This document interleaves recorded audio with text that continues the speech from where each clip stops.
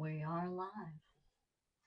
Hey guys, anybody that's here, I'm glad you're here. Doesn't seem like I'm real happy because my mood is not the best of mood. Monday, my dad died. We were expecting it. Um, he hasn't been. Uh, he's been getting steadily worse over the last month, and over the last week, it was very obvious that he was not going to make it. Circumstances were not going to allow for it. So it wasn't a shock. And sometimes the shock is that you didn't get to say goodbye or you didn't get to talk things out. But really, you know, as you get older, you realize that your story could end any time.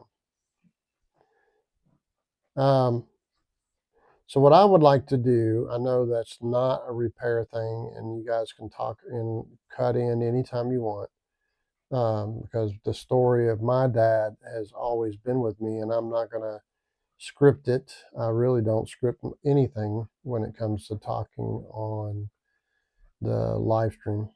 I don't have things that I wrote down to say scripting. So I was going to talk about dad because I'm not going to be able to ever pay him for what he did for me and my brothers and sisters. So there's 6 kids, uh, and I'm very, very much attached to my mother, but my mother's been dead for a while, say easy 20 plus years. The twins were 3 years old. So you all right over there? Yeah, I'm scheduling tomorrow's event. Anyway, um, I would like to explain what I know, and it could be faulty, about my dad and his early years, particularly, is where I want to start. He was a little boy who had a brother and a sister later, and two brothers actually. I believe that's what. No, that would be no, one brother and one sister. So he they were not, what is the word? They were not in the lap of luxury. They were raised tough. My dad would say things to me. My dad told me that if you couldn't do it without the right tools, then you weren't much of a man. It was He was raised really tough. There was logging involved and living in very tough circumstances, even though 40s. He was a teenager in the 50s, which you know makes you understand who he is as far as culture and everything. He had the bouffant hairdo. He had the car that was slick. I don't remember. It was like a 51 Ford or something, but it was never spectacularly great. He didn't have his dad was a big time drunk and a drinker to the max. He was a mean guy to his wife and his family, and he ended up leaving before dad really had a chance to get on his feet as a teenager. So it wasn't long. He was taking care of the family, and of course that went along with a lot of stress and strain. But at the same time, Dad was full of, from what I can tell, from other people reacting to him and him talking about stories when they weren't coerced by me, that he was uh, confident enough for a 50s bouffant, big eared dude, big ears. And he knows all those 50 songs. He was singing them all through my childhood. He could sing fairly decent, but he liked hearing himself sing. So kind of gives you some idea of his confidence, self-inspired. He started seeing my mom. My mom had a very rough father too, like a Marine, military, violent guy, was beating up his wife, and he was a rough guy. And he caught Dad because he was, running him off the road, and caught him and was beating him up. My dad said, "Well, I thought my best defense was act like he already killed me and not breathe and let And he was smashing my dad's head through the back windshield. That's what he was doing. He's taking him, slamming his head through the windshield. Now you talking about in the 50s. So these trunks are big, everything. The glass is thick, So he was taking a beating, and he decided best thing to do is play Dad. But that didn't stop him, obviously. And my mom was just, and I really don't want to sound expansive, but she was so far beyond him, beauty wise. He did not deserve her. He was not ugly, but their wedding picture, my brother put up their wedding picture. Uh, you're like, how in the world did you get with that? And all through my childhood, my dad was always talking about how fortunate he was to get uh, even close to Mom. And Mom was such but here he was, an expansive guy who could sing songs and all those things. He went and joined the union as a union electrician, the IBEW. So he's lifting his family up. Um, there were some, ties that were getting messed with as far as his brother and his sister, but they were still his brother and sister, and he was, probably getting a big head for a guy that was really, really young, and married to a beautiful woman who needed somebody to point toward the future, and she was good at that, even at a young age.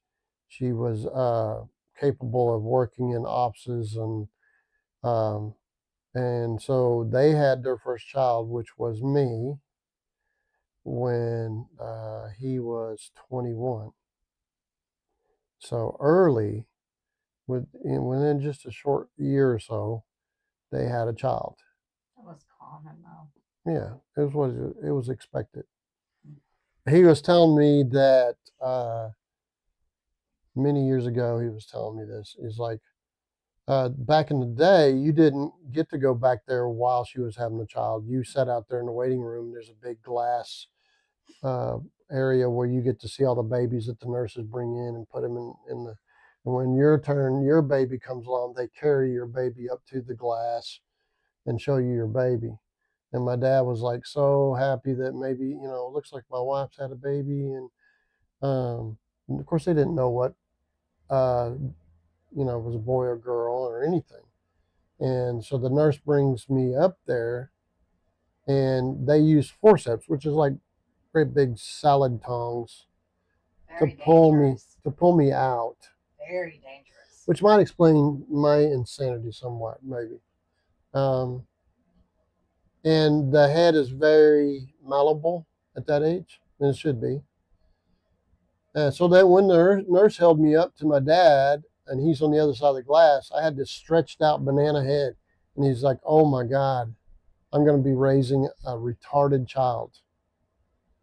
Okay, so he was always happy to tell me that he was quite pleased that he didn't have to do that, but he was worried because nobody was there to reassure him, "Hey, this will get better." So anyway, he stayed in there. He kept on doing the union thing. He's a union electrician. He worked on some really big jobs like Anheuser-Busch down in Houston, Texas, and did switch gear back when there was big clunky switch gear. dangerous, but he was really, really proud of that, and he was really good at it. He, I wouldn't say he's the best there was. He was just good enough that he did what he was supposed to do in the union. He literally was able to buy a home,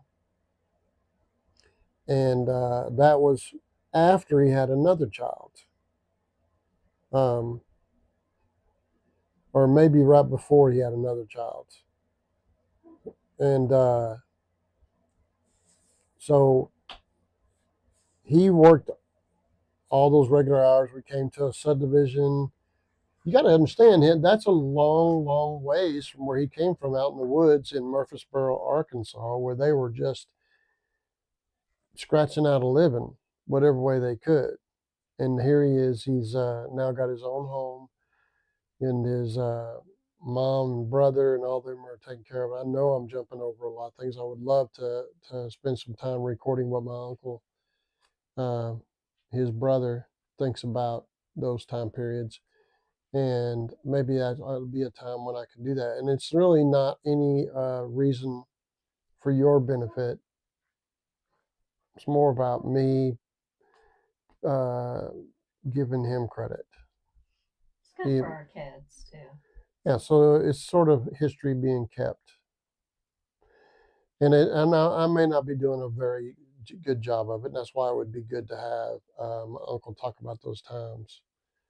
Um, he was seeing a lot of different girls along that time period, and he was pretty popular because he could sing a little bit, you know.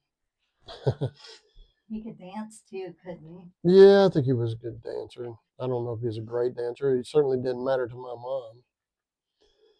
Uh, so I came along, and during that time period that my mom carried me, she had mumps, so she felt they told her that your son probably will not be able to have children. And so she always carried a lot of guilt until such time as there were children involved with me, three. Um, she always told me, I'm so happy because I carried this guilt that I had gotten mumps while carrying you, and of course my dad probably was worried about it too. And then understand that after that, I got rheumatic fever, and not long, terrible long, which meant I was bedridden and so on. Now they know it's more based on the pollution. Believe me, Houston, Texas has a lot of pollution. North Shore, which is close to San Jacinto, the saying is if the world needs an enema, you put it in San Jacinto. It's a rough place. It's where a lot of oil refineries are, and that area was sinking years ago when I was young, and it probably still is. So they were putting up with a sick child. Dad was putting up with a sick child, and a woman who was dealing with a sick child. Now, mind you, that's always a strain. I remember him spending time with me, getting a model and having me sit on his lap, and we would put the model together, and it was just such a it was a red model, it was like a convertible car, and it wasn't painted or anything, and it was a marker in my timeline that made it memorable for me. And I don't have any memory where my mother and dad had this yelling, screaming fights. They may have, but it would have been behind closed doors. Um, and so then along comes my brother Tim, and he was totally different guy. Um, he was blonde haired. He was just a sweetie. And, when I was up, I was rambunctious and getting into troubles all the time. So we're talking real little yet. And so, dad was learning how to be. I don't have any bad memories. I remember my dad carrying me because I was making a nuisance of myself in a big crowd. carrying me outside, and I would be like bawling, "Save me, save me!" I can go on. There's a lot of stories. Giving me coins to play with, and I get a nickel stuck in my throat. He has to take me across the street to a gas station and have me swallow popcorn so I wouldn't have to go to the hospital. Which I was like, man, this hurts. Why would you doing something like so mean to me and make me? Well, I get popcorn though. Um, so if I was acting up, and he would sit me in front of him so he could smack me, turn his ring over, his class ring, and smack me on top of the head, and then I'd be doing this. Yeah. But I deserved everything that I got and much more. Believe me, they never gave me enough spankings from in my lifetime, and I'm glad that I did get what I get. Because if I didn't, I'd either be dead or in prison. I needed that much direction. I promise you. You could have tried soft parenting with me; it would not have worked. I promise you, it will not. It will not work. So, in that time period, right about that time period, they decided that my dad's cousin, I think a second cousin, and his wife were getting split up. They had 6 kids. So dad talking with mom about it, they were going to try to adopt all of those kids, which were boys and girls. The state would not allow it. So the girls did not get to come, but they did adopt to the 2 boys. And of course, we didn't, little boys, we didn't know. We just knew that they're always there. But all of a sudden, we got 2 more, and you just don't think about it as kids. But think about the man who is willing to take on all of those kids, and the woman, of course, but I was just talking about dad now. That's quite the measure of a man, to be willing to take on someone else's children and raise them as your own. Think about that. That's something else. The easy thing was say, man, I'm already working hard. I don't want to keep, working that hard. But he did. Um, and they wanted to take on more. So, That would have given him 8 children right. if they'd have took all 6. As I recall, that's what it is. Now I could get with my uncle and find out. It was a lot more children involved, but the state didn't think they should have more than 2, as I recall. The way it was described to me. So these 2 boys, to this day, I think of them as my brothers, and I just can't. I want to try to think of it like they had a mother and father, but it doesn't. I just don't. They rode in the same vehicles. They were eating the same meals. They were raised with me, and I was telling my brother Rodney, I haven't talked to Donnie. Uh, I have nothing but thoughts of him being my brother. Period. You just can't take that away from me. You can,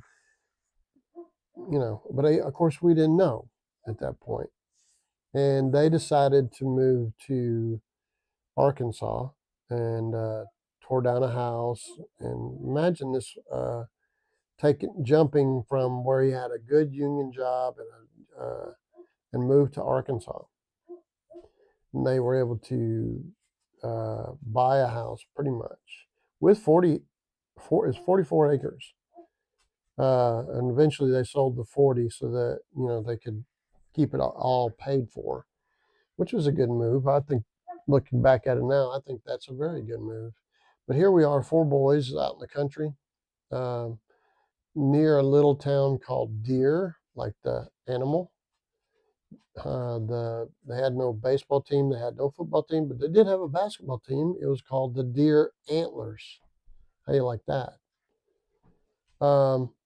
So we went to school in a rural school, and of course, there was a lot of big old country boys that wanted to fight, and I was the oldest, so pretty much it was on me. I believe I deserve some of it. I don't know that I can't remember doing things to instigate it, but I'm surely guilty of something, knowing who I was as a kid. But I was still bedridden until they said one day that I got out of bed and I just took my bicycle, a bicycle that we had, pushed it up top of the hill and rode down, and just kept doing that. So I wasn't the sickly child anymore. And now I was full tilt, always in trouble. So Dad's answer for me was to put me to work. And I want to say to all you parents with ADD children, you might consider working with those children, showing them how to do things, because that Physically. was not a punishment to me. And I see it over and over again. It was not a punishment to do work and to pick up a skill. It was a total huge adventure, and I wanted to absorb it. That's what ADD did for me. To this day, I want to absorb it. So, yes, so like we had a kerosene uh, supplied central heat in this single wide mobile home. And then I would have to go, it had a big kerosene tank, probably 3 or 4 foot round, and then 6, 7 feet long, tall as I was, but it had a hand pump that you pulled back and forth, and it would pump up fuel into a 55-gallon drum that was up higher so it could gravity feed into the house. Doesn't sound very safe, and it probably wasn't, but that's what it was. That house mobile home was that way. I remember it being a big adventure to be able to sleep in the upper cabinets. So there would have been a built-in chest of drawers underneath the window, and then there were cabinets across the top. And hey, we were big enough that we could climb up in the cabinets, and uh, one boy could sleep on one side, one could sleep in the other in the upper cabinets. And he was like, cool, you can pull the doors too. So Dad was finding a really hard time getting work in that area. Imagine, it is very, very rural. Um, Third highest point in the Boston Range is all it's got going on for it. The school is the largest thing in the whole county, Newton County. And so he was trying to get work, but he ended up going back to union work. And for like 6 weeks at a time, he would go to Buffalo, New York. I remember being one, um, and work for 6 weeks doing all the rough, uh, cold weathered, take on hazard pay, take on overtime, work as much as he could, save all his money, and then bring it home. And we could live for 6 months, sometimes longer, depending on whatever business that he decided to try to get into. The most successful business he did was, I recall, was a floor cleaning business.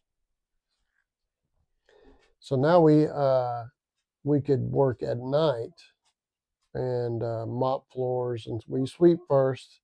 We did big.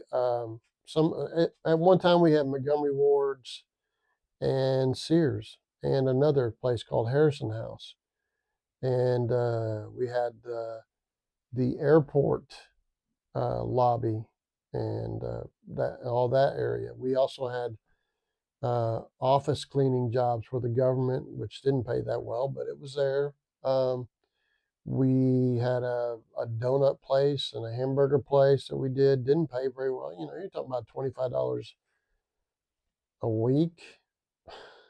That was a little bit more back then, but so they were driving around different parts of the town trying to get the business up, and they did.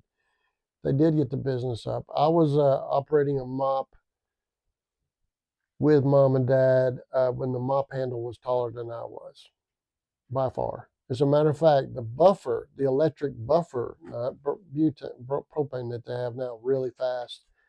The electric buffer handles was as high as my head, but I could run a buffer in little or big, because it was just if you run an electric buffer, it's more about up or down, side to side, and you can move it pretty easy. But anyway, you sweep first. Lady M's here, or yeah, Lady M's here. Hi, she's been around for a while, and I'm sure glad to have her around. So you would push broom first all through these stores. They're really quiet. There's no music playing. I remember being frightened. I don't know how many times come around the corner sweeping or mopping, and there's a mannequin right there standing over with you. You know, different poses and things like that that if you're not expecting, you're all by yourself. You're not expecting. You know, your parents are there around some other section of this big store. But mind you, they were taking the kids with them quite often, and we were well behaved. We had to be. Um, like at Montgomery Wards, we would go upstairs where it was carpeted. They had the easy chairs and beds and everything. We could sit in all the different easy chairs and pull the deals and sit in couches and pretend like they were ours. You know, it was quite a eye-opening thing for a kid. We didn't ever think of ourselves as poor. I think our family was always very, very happy. I can't remember us being miserable. I don't remember it at all. I don't know that his viewpoint was as fun, for So they had an old Econoline van that eventually we got a floor cleaning machine. That would be where it sprays water and buffs and then sucks it back up. That was such a big deal, but we had to have a van to move it, and it sped things up a bit. So one of my favorite jobs they had was it was a pharmacy that had a gift area and all that stuff. And it was on the square also. The reason that I liked it is I could do that whole thing by myself. They would might be right around the corner, and they would just check in on me. So what would happen is I would sweep first, mop everything, and make sure to do a good job mopping. They might even check, and then I would wax. But every one of those, I would work myself to the comic book area, so I could read all the comics and sit, yeah, waiting for it to dry. The sitting area around the comics was carpet, as I recall. So, you could get up but I stayed in the chairs and feet up, reading the comics. Like, it was such a big deal to read I never had enough time because the wax would dry within an hour or so, um, to read all the comics. It was just an amazing time. Montgomery Wards, there was always lots of spectacular new things to look at. There were not much I don't remember garage sales that we could go to. I remember auctions. So auctions, the whole community would come out to be there for an auction if somebody died or was selling their property and all that. Yeah, there'd be quite a competition for things at an auction. We had a 1 acre garden, pretty decent size, really. Put up 1,000 pounds of potatoes, and Dad was all about trying to be smart with the garden. He knew a lot about gardening, which is the way he was raised. And he had a pretty fancy tiller for back then. I don't remember where he got it, but he had it. And then later on, he got a tractor, which was kind of big for that garden. And he was showing me how to operate it, which was kind of neat because I was operating a tractor, and I had to stand up to be able to have enough weight to push the clutch down or step on the brake. Mostly the clutch was a hard part. And turning it, I had to definitely stand up and pull on the wheel. It was an Avery A. and we had to keep working on it because it had a cracked head and it was put together with JB Weld. So it was always leaking water, and you had to keep an eye on it. But Dad would always try to make things better. I remember one year he got a hold of a bunch of chicken litter and decided this would be great. This is everything you need for a garden. That was not a good year for a garden. The Burnt chicken, everything. yeah, it burnt everything. It was hot, as you would say. So the next year or the year after that, he got hold of horse manure, and it did very well. We had eggplant, we had green beans, string beans, um, okra. I remember him saying you got to dig 3 foot deep to have a watermelon. I've since learned you don't have to do that, but he was keeping me busy. Um, and I dug 3 foot deep, put all kinds of manure and leaves, and he told me, "Oh, do this and do that," and I did it all the way. I grew my watermelon, and the neighbor kid stole it when it got mature. Um, so he was teaching me, and Mom was teaching me, and we had to deal with tomato plants, and we had to deal with cutworms and potato bugs, which you put a little bit of diesel in the bottom of a glass jar and you just drop the bugs in, but you had to pick them off the potato plant so it wouldn't eat the plants till there was just nothing left. So you weed the garden, you spend it was good. You throw the big rocks out, so that's why all the way around that garden there had been rocks.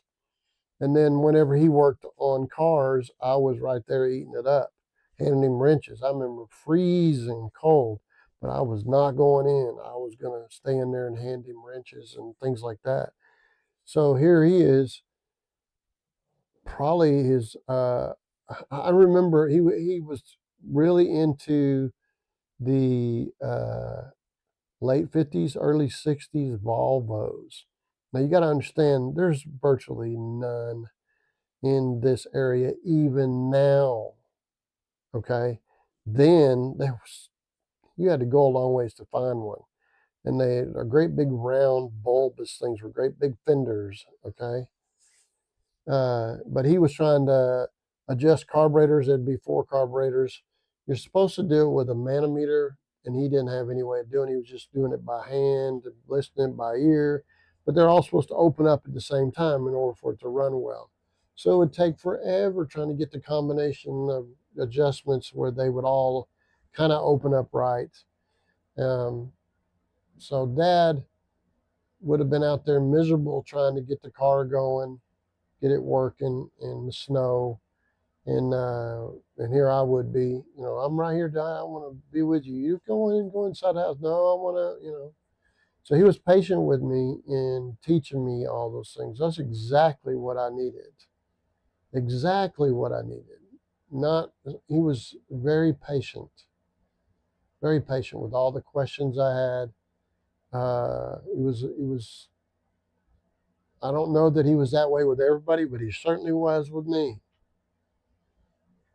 I had lots of discipline, but he would still be patient with me. I used to think at that age, say 9, 10, 11, I used to think my dad was torturing me when he was getting ready to spank me. He said, "Go in the room and wait for me." I just thought that was torture. He was trying to torture me, make me feel this utter dread that he's going to spank me. He wanted to use that time period to torture me. That wasn't what he was doing. He was sending me away so he didn't want to choke me out, because I deserved it. Whatever you might imagine, some really bad thing, I deserved it. Pick up a walnut one time. I said, "Here, look at this," at my brother, and then I hit him right in the eye with it. Pow! Wah! So my dad would read me the fruitages of the Spirit. Were you showing loving kindness when you hit your brother or not? No, sir. Were you showing self-control when you hit your brother? Not, no, sir. Were you showing? It would be go through all the fruits of the spirit. Again, I thought it was torture, but no, he was trying to be deliberate so that he did not lose his temper. And then his big old callous hand would whoop me, and I deserved every bit of it. It's helped me understand that for everything there is a consequence, good and bad. And he needed kudos because he come from abuse. Yeah, you got to understand, he didn't pass that on. Yeah, he broke the cycle. He broke the cycle. You know, his dad was a major drunk. Ended up with 5 different marriages, accusations of child molestation, and neighbor kids, and it was just, that guy was not a good guy at all. Dad tried to get his father involved with us boys later on when we moved back to Texas, and we lived probably 30 miles away. He would call his dad up, said, "Dad, I'm going to bring the boys over to see you." He says, "Oh yeah, come on over." He said, "Dad, I don't want you to be drinking." He said, "No, no, I'm not. I'm not drinking." But before we got there, he had been drinking, and I love you, and that kind of stuff. And Dad would be all embarrassed, even though we didn't really understand what was going on. But it would happen over and over again. The only time I ever saw that man when he wasn't drunk was at my brother's wedding, and I think he died like a year later, something like that. Tim's wedding. Uh, there's just nothing good that I'm sure there's something good that I could point to, but he went through multiple marriages, like 5, and he was not a good guy. He was probably drunk when he crashed the crane that fell off the building. It happened to throw him out onto the building, which hurt his back and all that stuff. But he still operated drag lines and things like that. But he used to run cranes on top of high buildings. So he's a pretty talented guy, but he wasn't good to his family. He wasn't good to his wife and kids. Wasn't good. Wasn't a good guy. But my dad wasn't that guy. Was not that guy at all. He was a good guy. Did a lot of really good things. So understand, he was not dealing with a child that was average back then. You got to understand, okay, one time they got a pedal car. That was back when we lived in Houston in the subdivision. And the pedal car, our driveway, our road, the concrete driveway up to the garage door was sloped downhill. And I had it in my head that I should take that pedal car and let it roll down the hill. And I would see, after a while, I would see if I could do it right before the car that was coming down the neighborhood drive. So when he caught me, he was like, "Oh my God, I could have had my child smushed." Okay.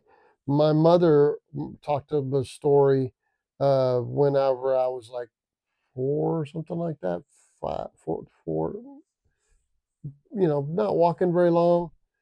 She had went in to pay for the gasoline at a gas station, come back, and I wasn't in the car. I had climbed out the window, which was up partially, and I was in traffic, toddling around in heavy traffic in Houston, Texas. This is the kid that he was dealing with now at 11, who is now tired of being bedridden, all kinds of energy stored up, and he was dealing with that kid, and he did an excellent job. I mean, an excellent job. He spent time with me, talking to me. Um, I can point to flaws that he had, but I'm thinking about this young guy. I was not married until 29. This guy, by the time 29 came along, those kids are pretty. That'd be when I was there. 8. Yeah, I mean So you got 8 And then your brothers, what one is, Tim is 2 years younger, He's 3. 3 years younger. And then where did Ronnie and Donnie fit? Rodney was 6 weeks younger than Tim, or older. The 6 weeks difference. Okay, But they used to so have a twin stroller, and they would say, "Oh, how old are they? Well, this one's this, and this one's 6 weeks older." And the women would like, "Oh, did she have labor for 6 weeks?" So yeah, they'd push them both in his twin stroller, and Donnie was a year younger than me, and still is. so there she had four all. So Oh, you're going from 8 to 5. She had 4 boys. so Dad would leave, and she was raising 4 boys. And you got to understand, I promise you, this is accurate. And Dad would say, "I gave you more spankings than all of your brothers and sisters put together." And I did not want to do that, son. I did not, but I had to. He was like sometimes feeling guilty that he had to spank me so much. I have never felt that my dad abused me at all. I'm telling you, folks, I deserved so much more than I got. They were trying to catch everything they could, but believe me, I would get, if I got stung by a wasp, I'd try to find a place where all the wasps were, and I'd just put all kinds of clothes on and gloves and socks on my hands and just go after the wasp. What? You never told me. I'm telling you, I wanted to be Evil Knievel, and I did crazy careless stuff with a bicycle with spokes. So that meant I had to fix. Dad was not going to keep on fixing flat tires poked out by the spokes going through the rim into the tire. And there was no discouraging me. I couldn't. I could crash, get scratches. I told my mom to watch me one time. I was going as fast as wobbling, going fast, and then bow! I was going in between these two trees, about that far apart. I hit one of them. Right, she was right there. I mean, I bounced off that tree. My mom brushing over there. Oh my God, my baby's dying. And I had scratch marks on my face, but it wasn't no time. I was back up. I wasn't bawling. I was like, oh. I'd make a ramp and I'd hit that ramp, that 2x6 that I thought it was awful skinny for a kid to be trying to hit with a wobbly, rocky path. Hit a 2x6 and break it. Crash all into the 55-gallon drums that I did not get permission to use. Okay, and I'm thinking I didn't have a landing ramp on the other side, like big wide ramp and big wide ramp up front. No. So Dear friend, we all have stupid stuff and great stuff. Life is all on the job training. right. He's a nightmare. He was a nightmare child. So that was who my dad had to put up with, and that tells you something. My dad taught electrical at the school. They paid him to teach people how to do electrical work at the school in the 60s. So I graduated in 79, so that'd be late 60s. But we traveled a lot, and he would take the family where he could. So he would go to work, like I say, 6 weeks at a time. So that meant that I went to 13 schools the last 9 years. Okay, that's I have no resentment. It just it was him trying to hold his family together and make enough money to go back out there to Arkansas, and he did. I mean, imagine that. I mean, there's a lot to be said for my mother, but imagine a guy that's willing to do that, to hold his family together, and not give up. And so, we've traveled around and visited people. My mom and dad were both very, very well respected, very well respected.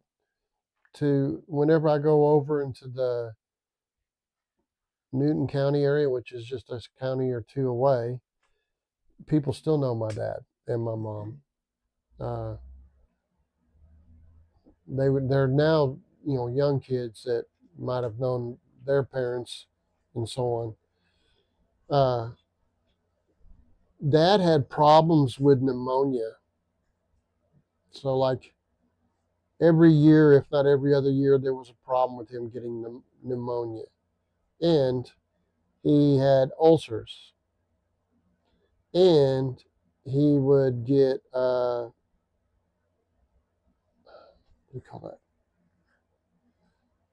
Boils, Boils kidney stones. and kidney stones. This guy was really putting up with a lot and pushing through. So I'm going to say that Dad, my brother said it pretty well when he said he provided fertile ground for us to grow in. That is for sure. And Tim said that, on his Facebook thing, I think he said, in order for me to be happy with who I am, I have to accept that my father did a good job, or something like that. And I have to agree with that. That guy did not have the right training to do the good things that he did. And we often had other people's children living with us temporarily for sometimes months, particularly in the summer. And they would take that on. I cut firewood with my dad at an early age. I wanted to earn money. I remember moving firewood with him. I made 10 cents an hour. I thought that was killer money. And my dad was. Lady M says folks are just wired differently. He has turned out pretty good. I could have been a lot worse, promise you. And I said, he's amazing. I got lucky when I found him. I could have been a lot worse. My dad did a good job, and my mom.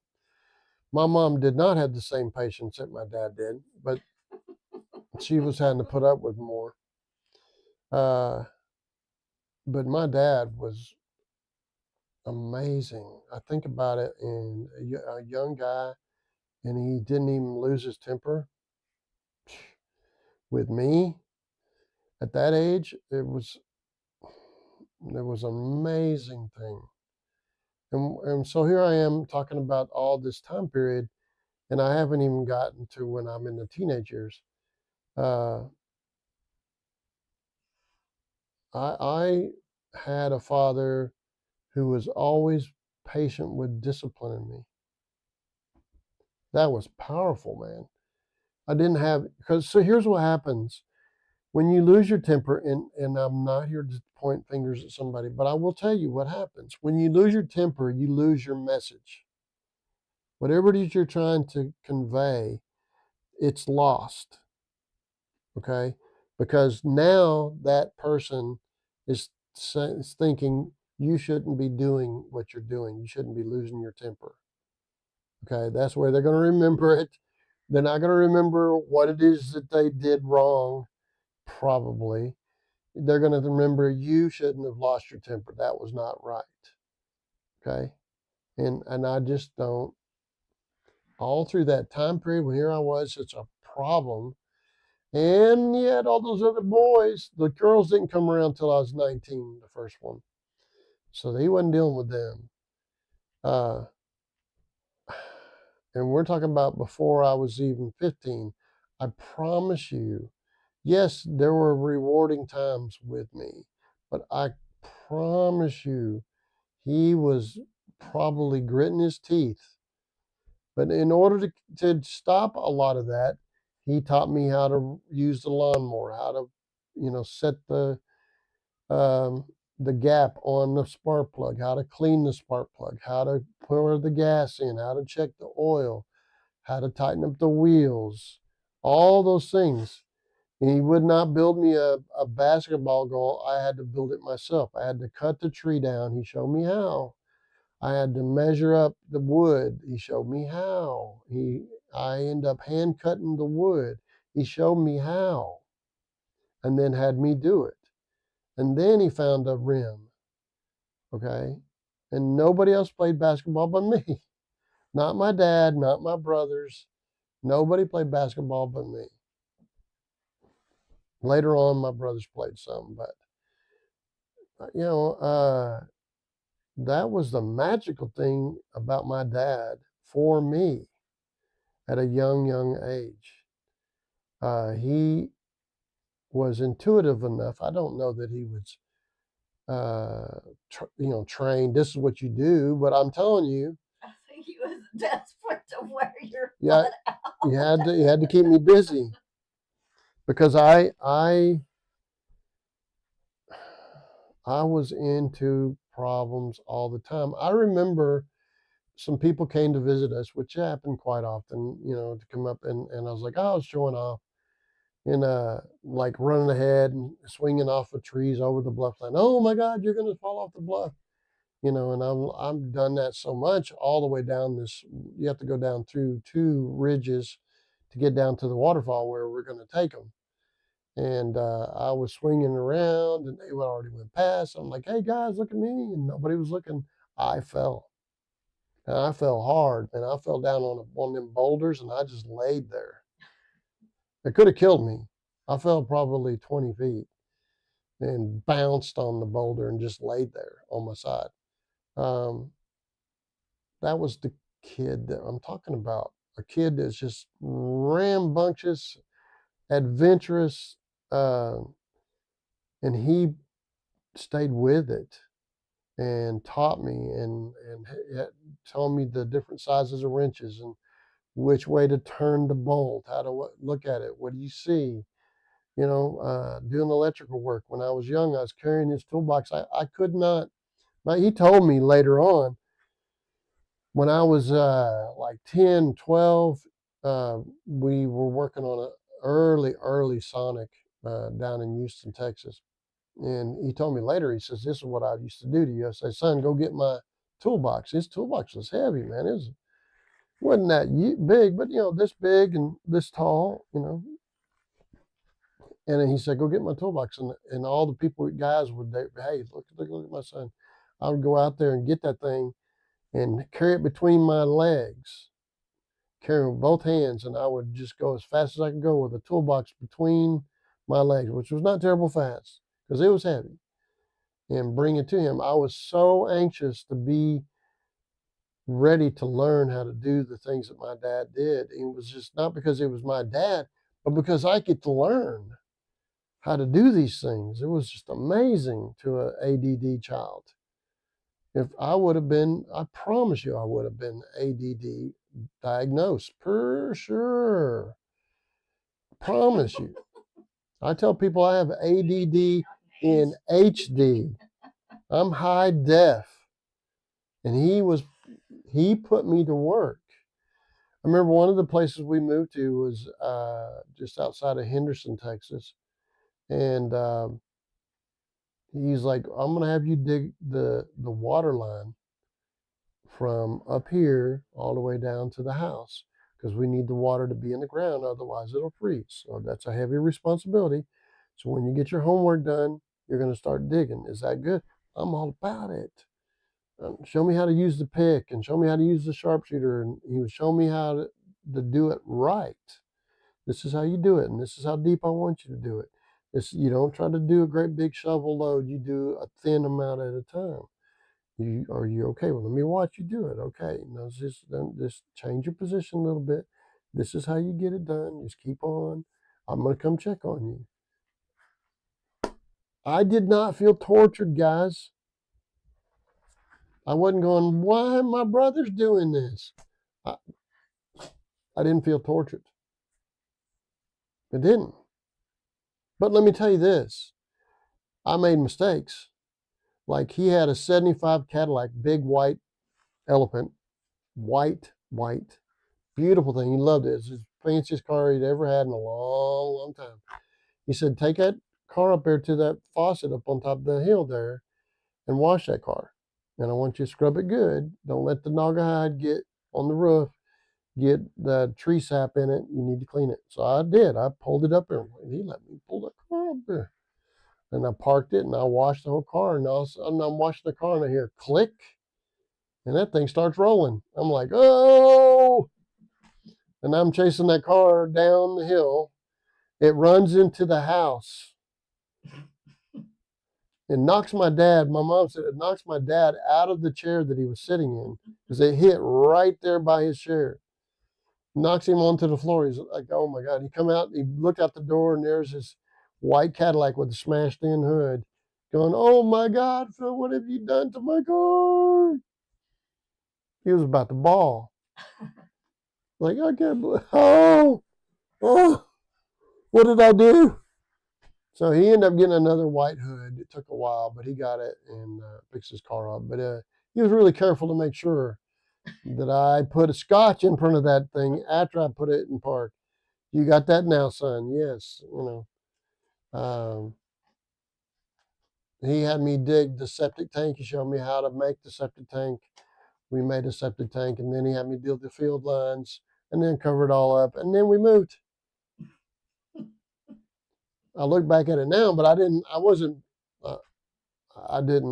feeling tortured. That was my dad at my young age, and I'll talk about my older years later. But I am just bouncing off the surface. I'm telling you, that guy was amazing. Understanding how hard it is to raise kids, he was amazing. And that was, we haven't even reached my 15-year-old years or 16 or 17 when I was getting bigger than he was, big as he was. Okay. So, because he was making me work a lot, I was muscling up. My mom would grab my chest and like, what's this, Bill? Sandy, quit. What's this? She would be laughing. I'm like, why mom poking me on the chest? But that's my dad. He was helping me get rid of that energy and putting me to things that I wanted to do. Then you direct the energy. And he did that instinctively. Nobody taught him that. He didn't learn from his dad. If he did from his dad, he'd be drunk off his butt and womanizing all over the place and wrecking his marriage and wrecking his kids. So I'm going to leave it at that. It's been an hour. Hey, Lady M, thank you for listening to somebody talk about their history. And all the best to you and yours. So, guys, understand we're all fragile and we all dance the dance, and we don't really go to a specific spot on the dance floor. And when you end the dance, you're not winning and you're not losing. So that's me discussing my dad at young age. So I'll talk about him later, older age. All right.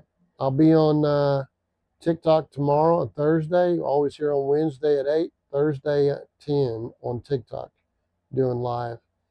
And so I wish you guys all the best. Thank you for putting up with me, and we'll see you.